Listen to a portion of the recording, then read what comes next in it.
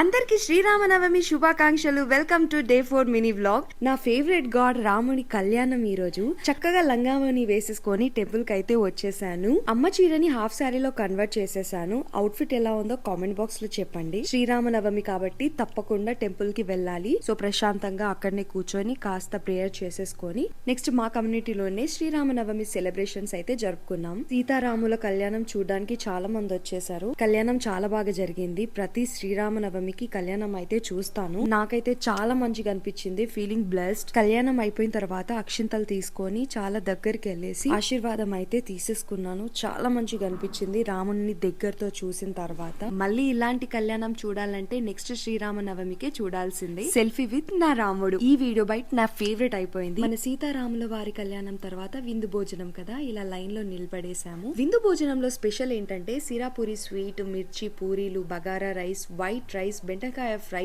Aloo curry, ఆవకాయ చట్నీ, పాలకూర పప్పు and sambar. ఇక్కడ అంకుల్ వాళ్ళందరూ మన సబ్స్క్రైబర్స్ కి విషెస్ చెప్తున్నారు. నెక్స్ట్ మంచిగా అక్క వాళ్ళతో విందు భోజనం చేసేసాం. చాలా టేస్టీగా ఉంది. దేవుడి పేరు మీద ఏ వంట అయినా చాలా టేస్టీగానే ఉంటుంది కదా. ఇలా ఈ రోజు మా కమ్యూనిటీలో ఫెస్టివల్ వైబ్స్ తో సెలబ్రేట్ చేసుకున్నాం. మరి మీరు ఎలా చేసుకున్నారో కామెంట్ చేయండి. ఇలా నా శ్రీరామనవమి సెలబ్రేషన్ మీతో షేర్ చేసుకున్నందుకు లైక్, షేర్ అండ్ సబ్స్క్రైబ్ చేసుకోండి. Let's meet in the next blog. See you again. Bye by.